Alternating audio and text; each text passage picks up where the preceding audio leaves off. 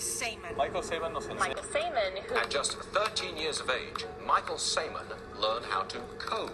How? By Googling the steps. Would you sell tomorrow morning for $10 million? I don't think so.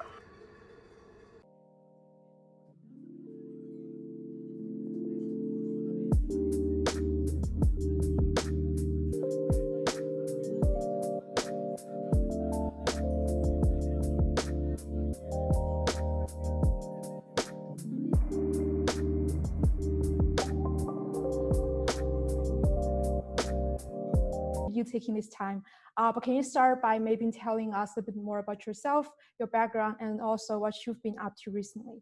Yeah, definitely.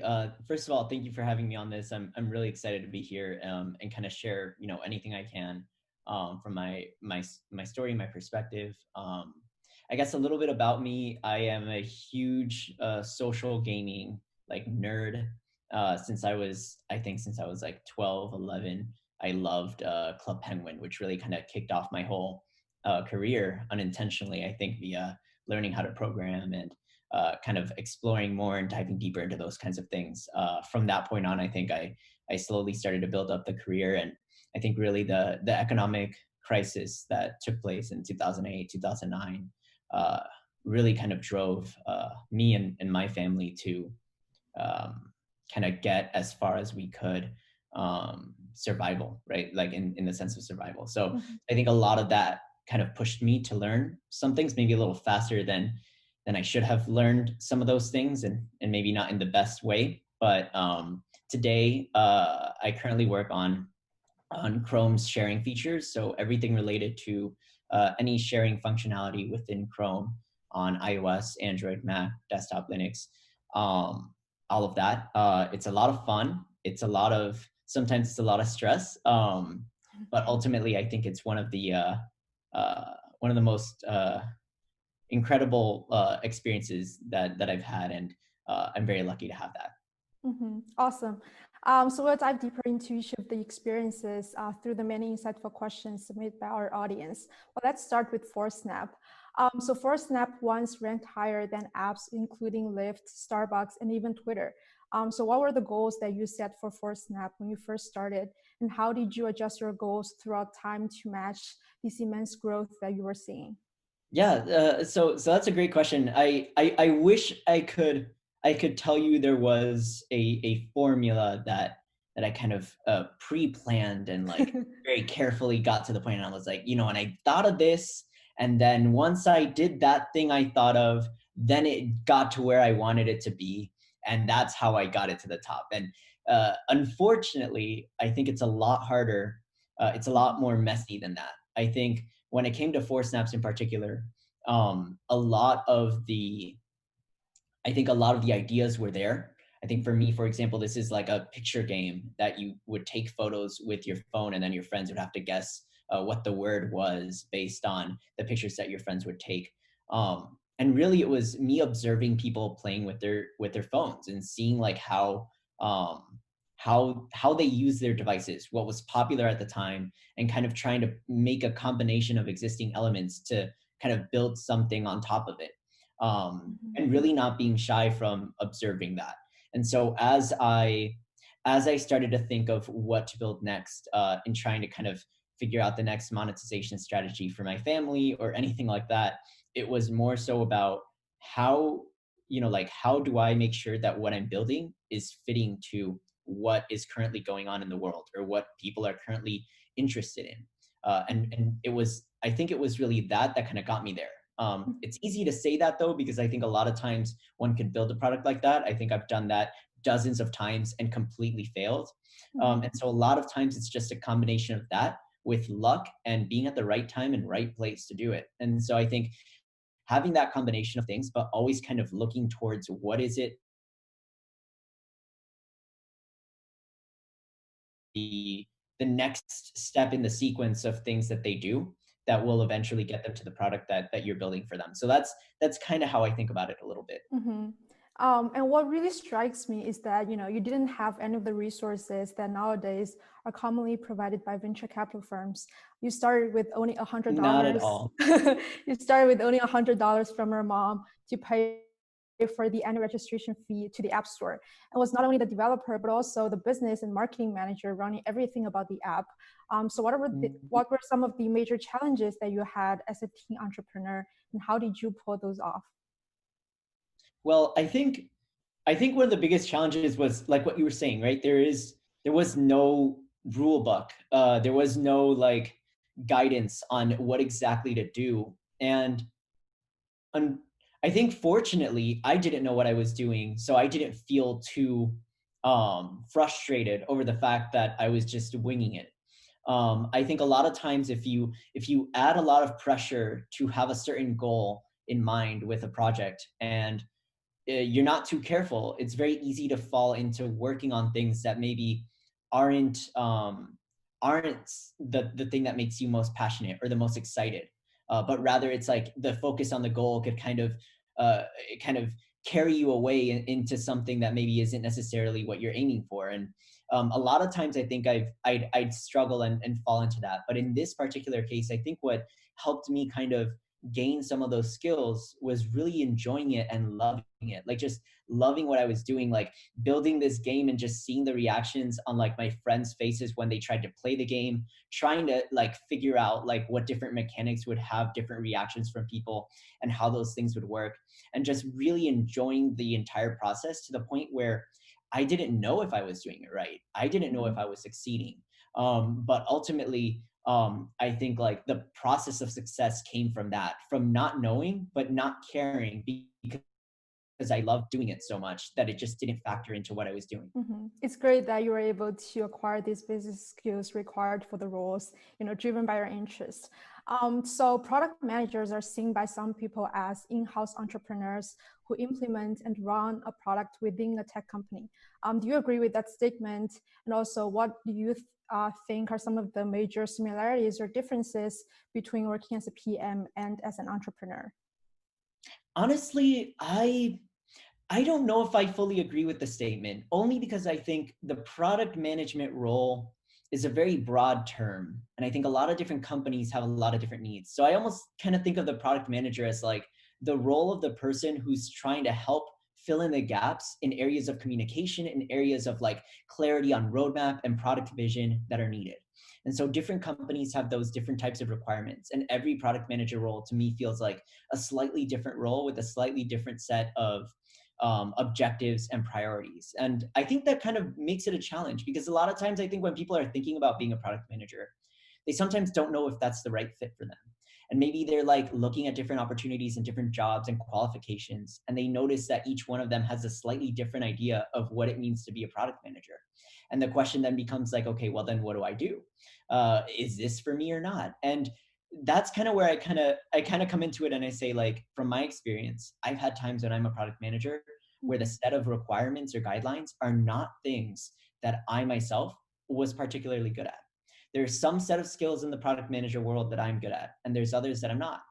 And it's important to understand which ones, because I think depending on the type of role and the project and the team and the company, you'll find the product manager role where your type of expertise and what you're passionate about in that field resonates. I think a lot of times we try and like fit into the box or the mold of what is kind of presented to us. And I think looking back on my own career, some of the biggest moments I had, whether it was at Facebook or Google or before that, were in those times where I didn't care so much about what was being told of what the next level is for me to improve, or what exactly needs to be, the next step I need to do, or the immediate next step on the ladder, or anything like that. But instead I cared about wanting to do something I was passionate about, and going into it not sure if this was going to get me fired. Like, there are a lot of times I'm not lying, like there are a lot of times I did things at Facebook where I was like, I don't know if I'm supposed to like schedule a talk for the company about teenagers and make a presentation and quiz them on like the top influencers to make them feel like they're totally out of touch. I didn't know if that was the right thing to do.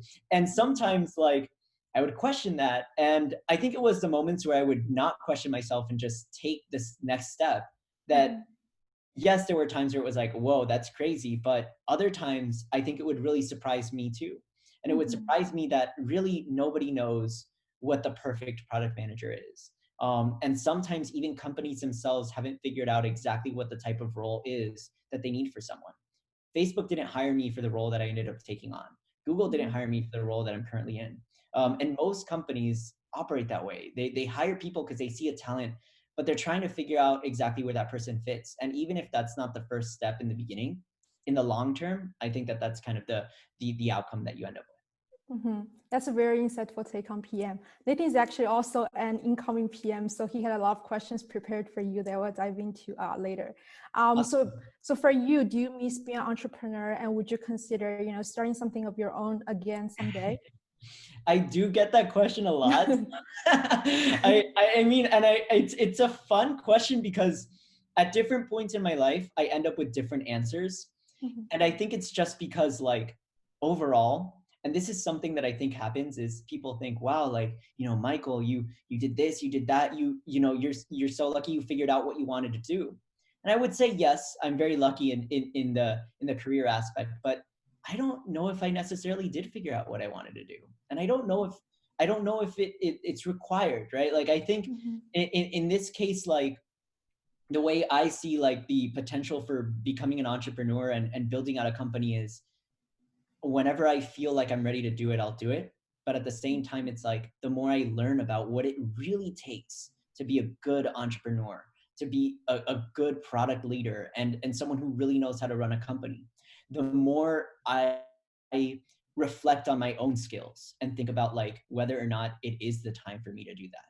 And so it's trying to be very careful with it because to me, I think, and this also goes back to like my childhood and kind of some of the, I don't want to say like trauma, but it's more like paranoia or like Mhm. irrational fear of failure or irrational fear of ending up under a bridge or, whatever it may be in like low income situations. But those risk aversion tactics, I think, kind of feed into the question of whether or not I want to be an entrepreneur. So sometimes that's hard to deal with because it's like there's advice right there. There's advice I've given. There's Mhm. advice I've given that I sometimes don't know how to take, and it's one of the most challenging things I think really is like trying to figure out how to balance the two.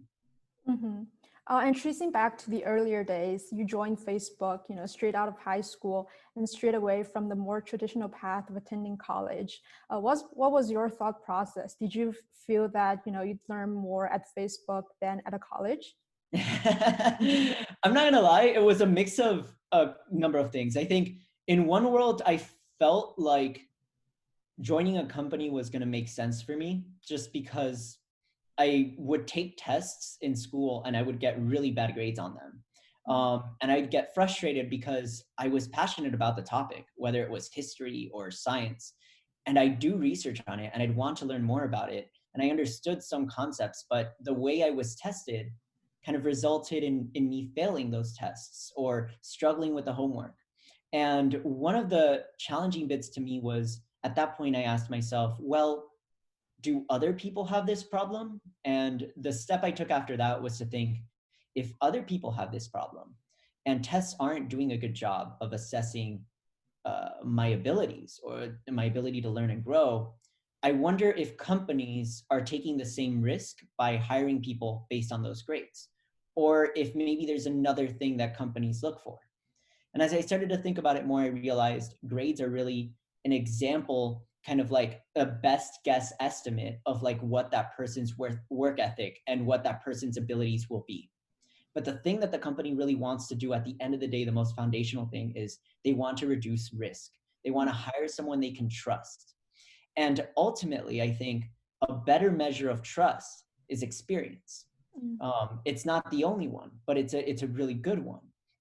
And so for me, I felt like at that point, having had really bad grades, not having money to afford a university, and not getting accepted. I applied to every Ivy League school you could think of, and I got rejected to all of them. So like not having any, I got accepted to like a community college, but I still had to pay money for it and it was expensive. And so with all of those factors in mind, I figured, okay, like what do I have to lose to try this? And there was a lot I learned from that. Honestly, I don't think a lot of it was great. I think there's a lot of parts of growing up in a company versus a college Mm-hmm. that I think are different and like fundamentally change the way that you are as a person. Mm-hmm. But like, there's a lot of it that I'm grateful for as well, because there's so many opportunities that I've opened the doors to in my life uh, Mm-hmm.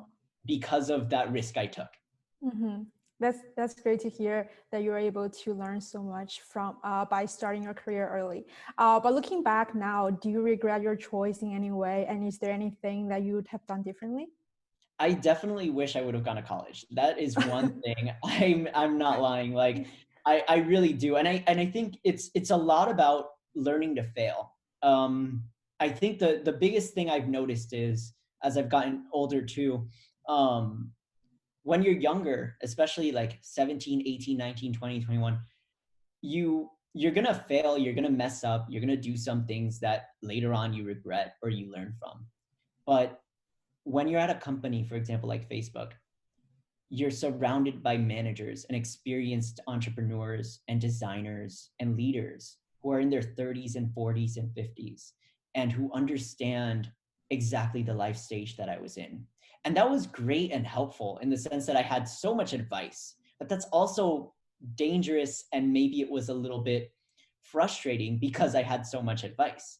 Mm-hmm. I could not mess up in a way where I could just live with my mess up for a little bit, believe it was good, and then realize it was a mistake and learn from it. But rather, always having this idea that whenever I do something, someone's going to tell me when I messed up and I'm going to know that they're right.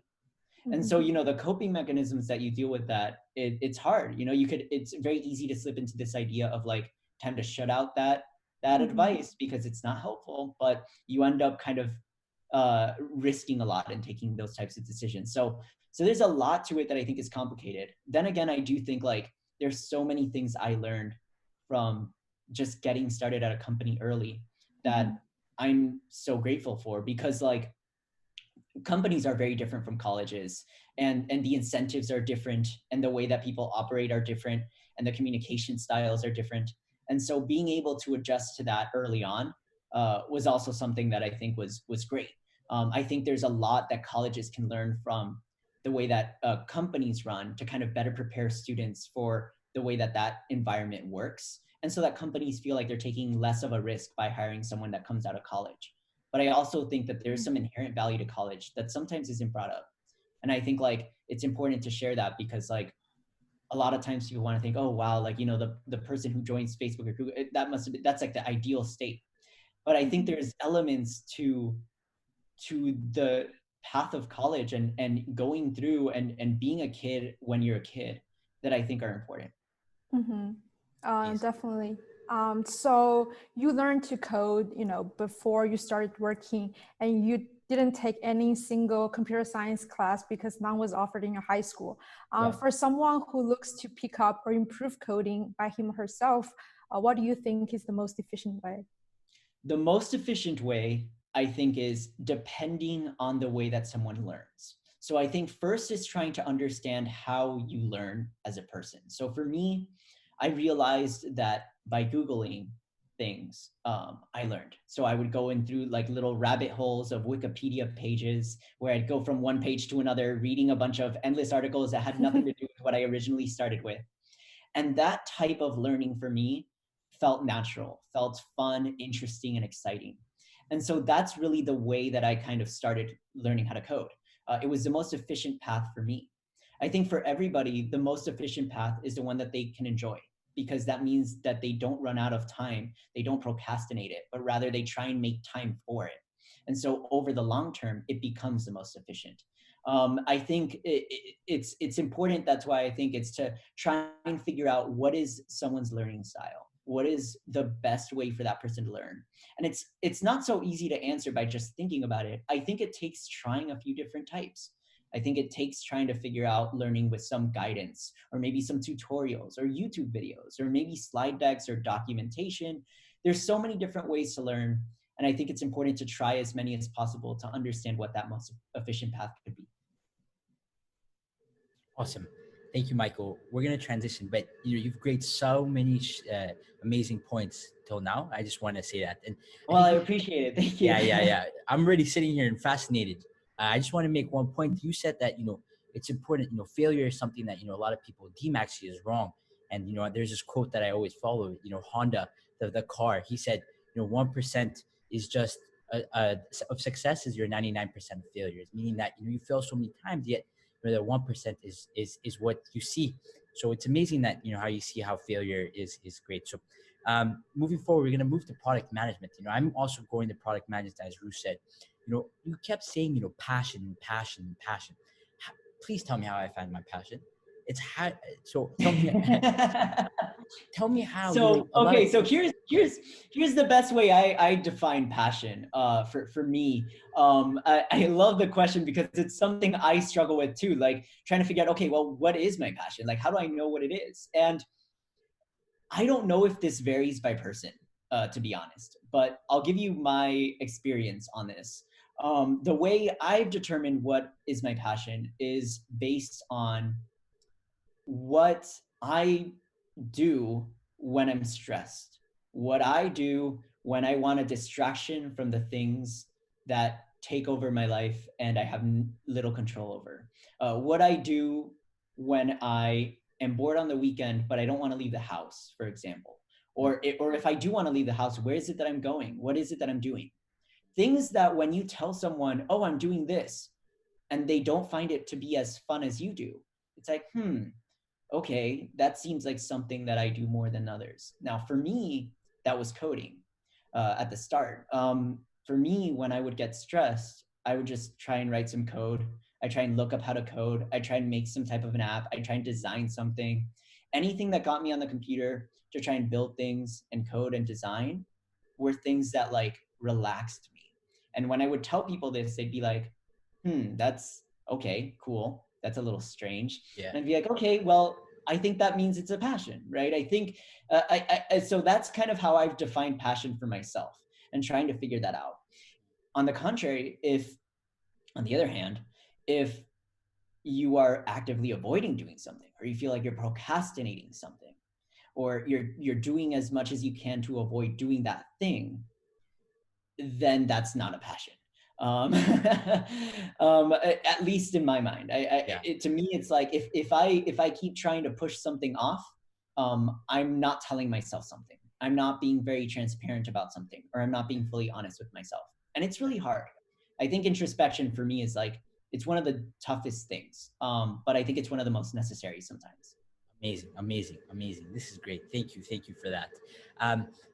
As a PM, going into PM is, a lot of the times you have to persuade people, that, your idea is actually what the product needs, or, aligning your vision with the team. And so how did you go about, trying to convince, Mark Zuckerberg that Instagram stories is what the product needs, or even just aligning your team, with your vision and making sure you're creating, this sort of the safe space for product development with your entire team? That's a good question, because I think I struggled with that, but in a slightly different way. I feel like I struggled because I was really good, I felt, at convincing people of my ideas and my proposals, but I wasn't so certain that my proposals were good.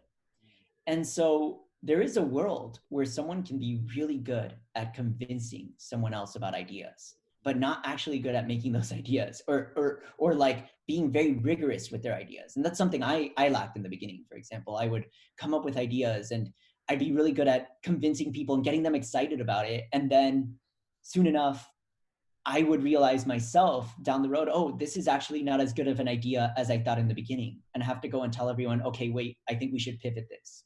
And I think we should pivot this. And 3 months later, oh, I think we should pivot it again.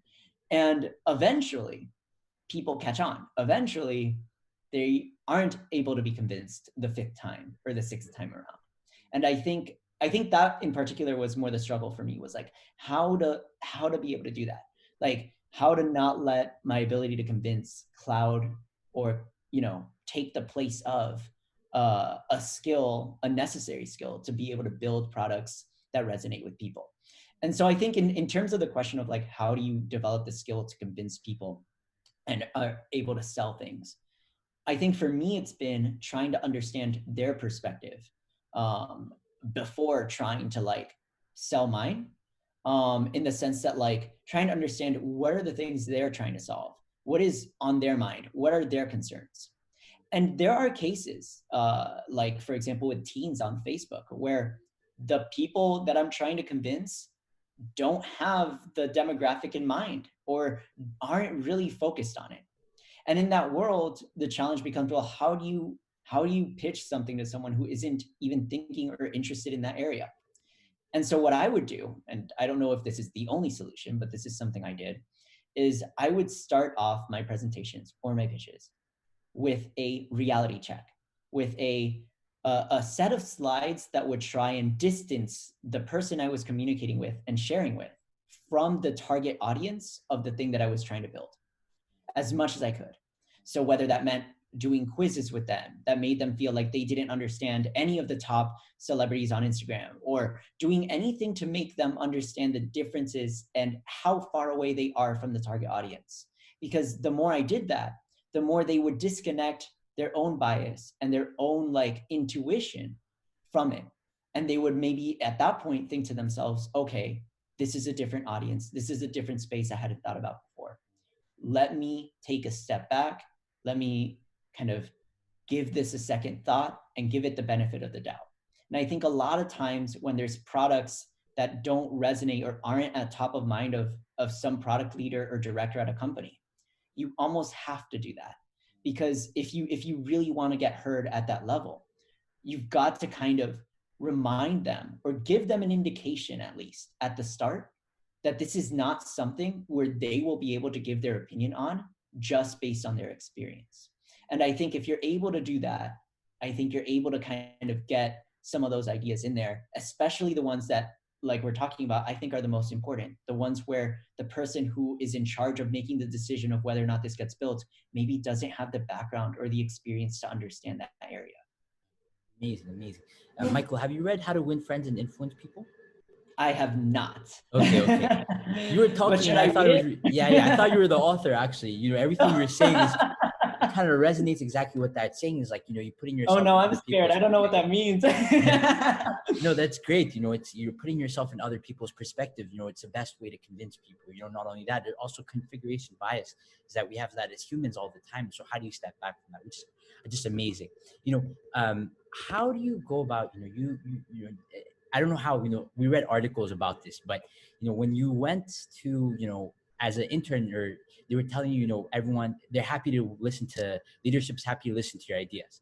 And then, you said, I think I want to pitch my idea of Instagram stories to Mark Zuckerberg. And then later on, you find yourself in front of him pitching your idea. Is how do you know, that's sort of like a gamble, it's a gamble that, it's scary. It's you're young. How do you go about, making sure that the ideas that you're pushing forward are actually worth pursuing for? Do you know that? Or how do you end up figuring it out later on?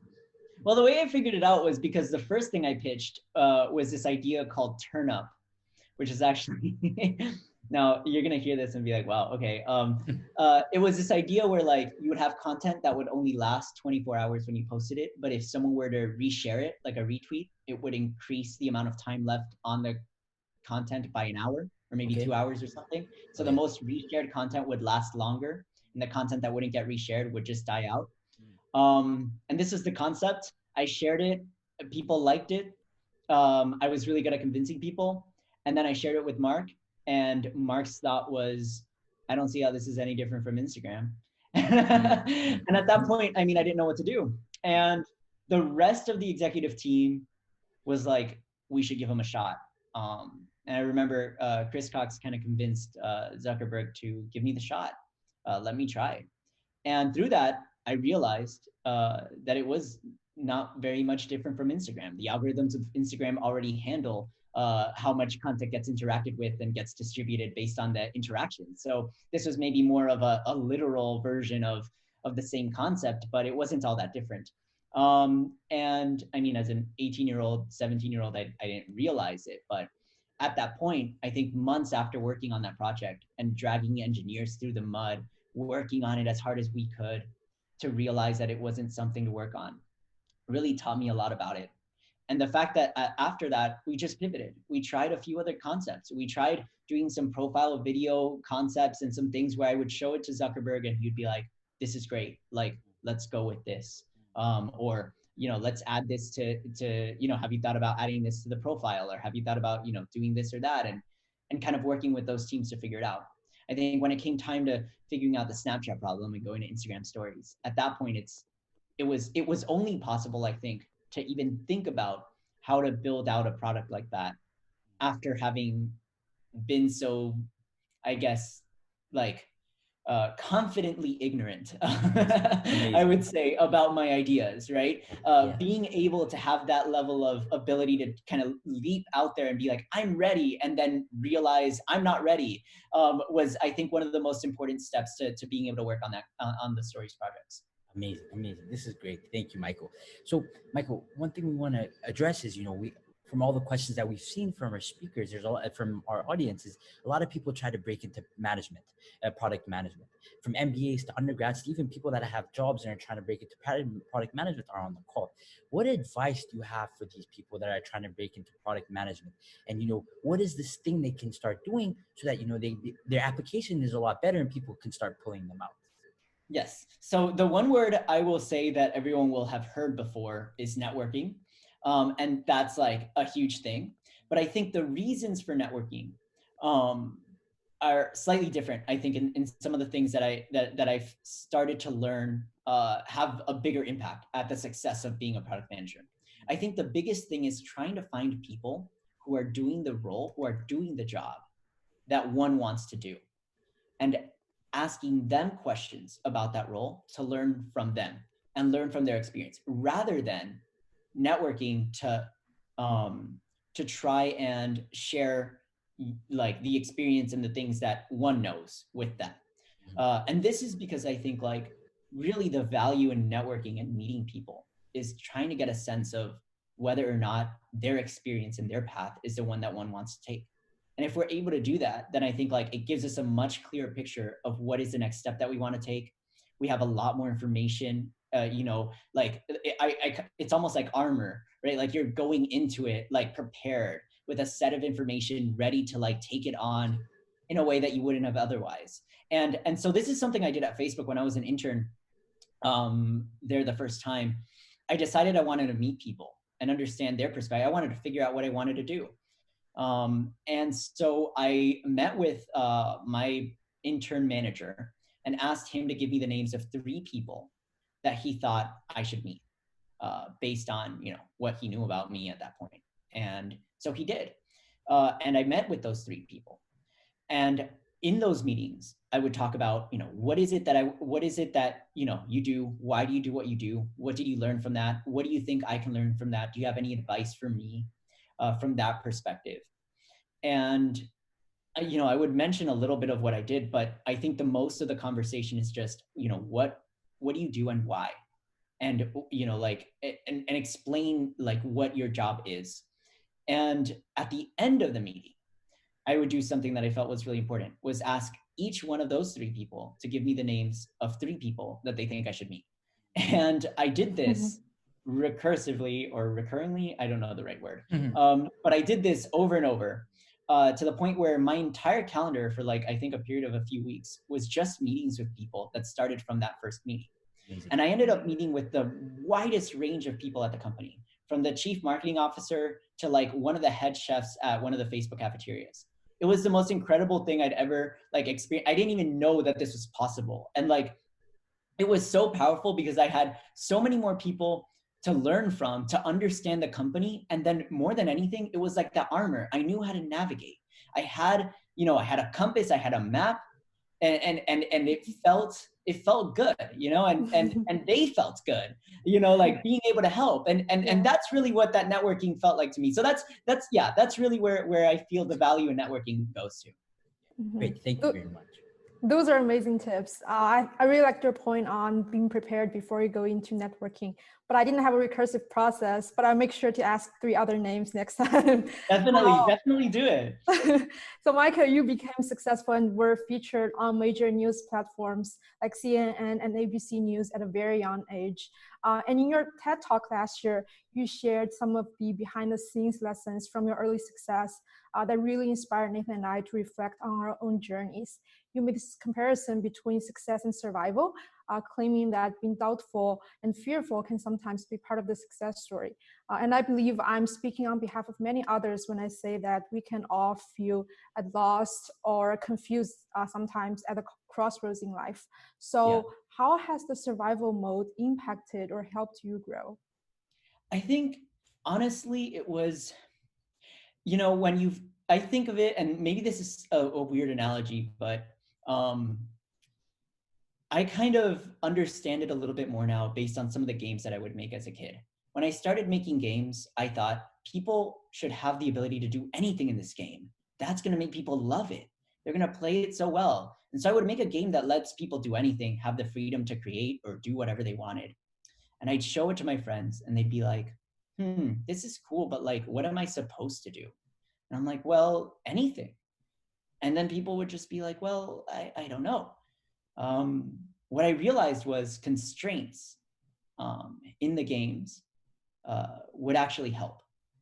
Constraints, limitations to what a person can do in the game would make the game more interesting to the person. Now, I don't know how this came to be. I don't know if this is a case for everybody, but I know that this is something I've seen people do when they play games. And I don't know where it comes from or how this developed in human brains or whatever, but that I'll leave to like biologists and stuff. But like, essentially, what I realized is in terms of fear and success and driving myself to something, the game of life or whatever, people call it that, it's like the constraints that one has for better or worse are drivers to success.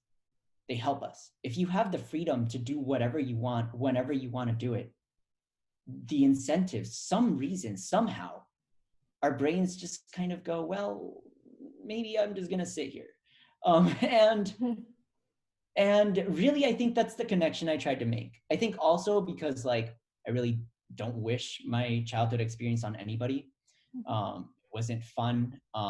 It wasn't interesting. It was just kind of tough.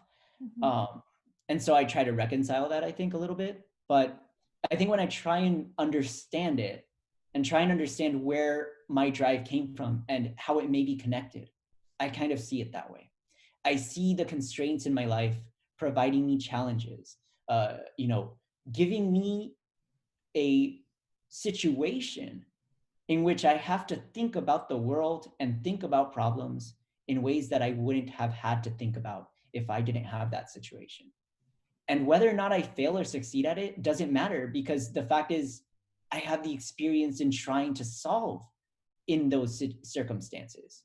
And having the experience of trying to solve in a circumstance that is difficult is so, in my opinion, so valuable and so like powerful towards future endeavors. And I don't know if there's a replacement for that. I honestly don't know if there's a way to manufacture that experience. And so a lot of times when I think about fear, being afraid, having doubt as being part of the recipes to success, it's because sometimes I don't know. Sometimes I feel like it is part of it. And other times I feel like maybe it doesn't have to be. And so it's somewhere in between for sure. But I think there's definitely value in it. And now that you're free from financial hardship, have you figured out, what personal success look to you nowadays, and where do you see yourself maybe in 5 to 10 years? Yeah, that's a good question, because like, you're right. The incentives have changed. The game of life in many ways doesn't have the constraints it once had for me.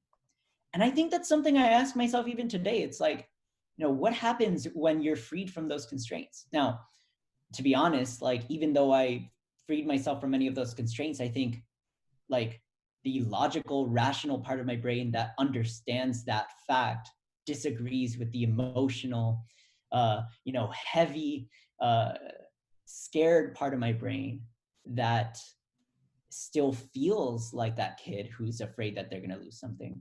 So I think in many ways, like a lot of that drive is still there, even if it's not perfectly rational. But I think like looking at the future for me, one thing I've noticed is ever since I didn't have this existential threat of ending up under a bridge or not having enough money to have food or to, like make sure my sister can go to college or whatever, like knowing I don't have that now gives me the ability, I think, to think about what I want to be. I never realized this, but like as a kid, even though I did coding, I never really sat down and thought, what do I want to be when I grow up? It wasn't really a question I could ask. I started making apps, they started making some money, and I thought, I need to do this. I need to. And it's a shame because it's like, I honestly believe that like kids should have the ability to ask themselves what they want to be when they grow up. So there's parts of these constraints, there's parts of these hardships that I feel like really we all benefit from not having to give that to kids in the future, from not having to have them feel like they can't dream about what they want to be, like that they don't have that choice. And so, yeah, part of me feels like that choice I wish I had when I was younger. And I mean, today I'm still learning about like, what is it that I want to do? And for better or worse, it's like, now's the time when I have that freedom, but that's something I wish, a lot more of us had. Amazing. Thank you very much for that, Michael. We're going to move on, take a quick, we're getting great questions. Guys, thank you very much for putting these through. We're getting a question from an anonymous attendee, and I think it's really important that we hit on this. Is what is your take on user privacy in the age of social media? So what do I think about like privacy and social media? Yeah, like in the age of Okay. social media, yeah, user privacy in terms, yeah. It's hard. Honestly, I think it's hard. I think like it's hard because since I was a kid, I was kind of like super paranoid about the internet. I think most engineers are. I think when you think about like from a programming perspective, how the internet works, you kind of get like, oh shoot, like this is dangerous tool, like, and you kind of like get a little worried, and you try your best to avoid. I think you try your best to avoid building anything that you know could have vulnerabilities, and you know how the internet works, so you know everything has a vulnerability. And so I think in many ways, like while there are so many tools out there to be private, and I think there are so many abilities to like be private in those cases, I would be cautious.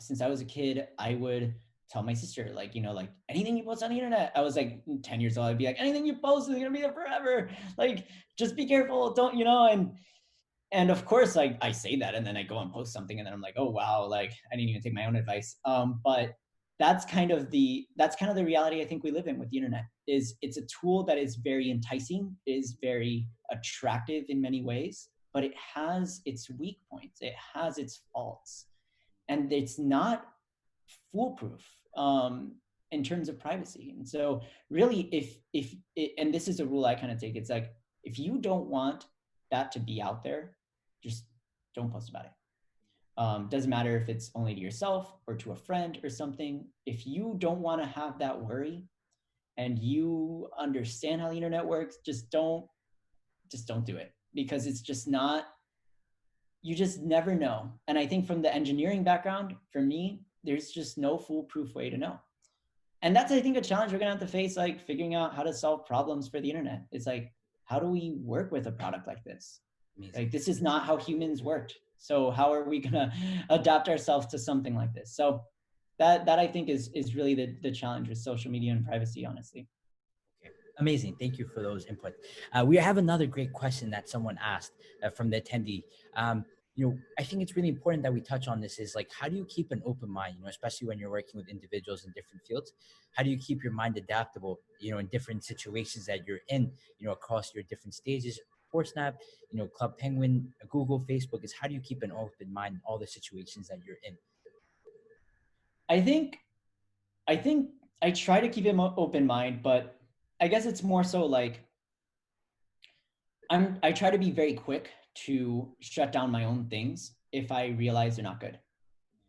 I think like a lot of times I will go into something with conviction and energy and passion and excitement, but I have to be strong enough, I think, to look at my own things and say, is this really what I thought it was going to be?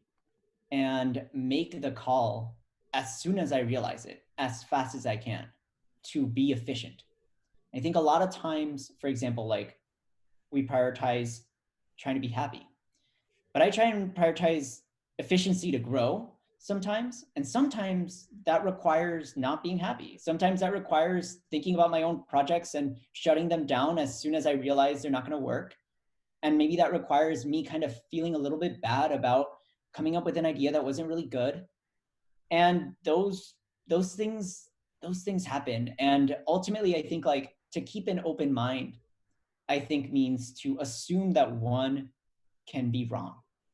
And so in this case, for example, this is the philosophy I've been using, but I take it assuming that I talk to anybody else and they give me their perspective and it's going to affect my philosophy. Whether or not it changes it completely or it moves it slightly, it has to affect it. And I think at this point, my approach to it is just like trying to hear from everybody else. What is everyone else's perspective on trajectories? And how can I modify my own based on all of the things I hear and all the feedback and all the different approaches? I think that's the best I can do. I mean, it's hard because it gets to a philosophical point and then you don't know, what that means. But that's really where I have it right now.